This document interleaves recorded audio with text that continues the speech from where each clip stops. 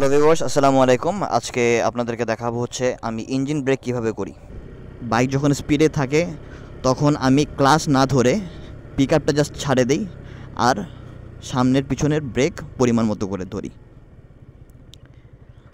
তো বুঝতে পারলেন যে আমি ক্লাচ ইউজ করলাম না।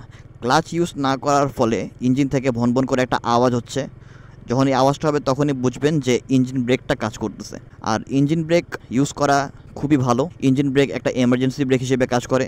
আর এমার্জেন্সি ব্রেক যখন আপনি ইউজ করবেন, নর্মালি ক্লাচ ধরে যখন আপনি ব্রেক করেন, যতটুকু ডিস্টেন্সের মধ্যে যায় আপনার গাড়িটা ব্রেক হয়, ইঞ্জিন ব্রেকটা ইউজ করার পর আপনি তার থেকে আরও অর্ধেক স্পেসে গাড়িটা ব্রেক করতে পারবেন। নর্মালি ইঞ্জিনের এটা ততটা ক্ষতি করে না, যেটা ক্ষতি করে সেটা খুবই কম, 0.00001 এই ধরনের কিছু একটা করলে করতে পারে।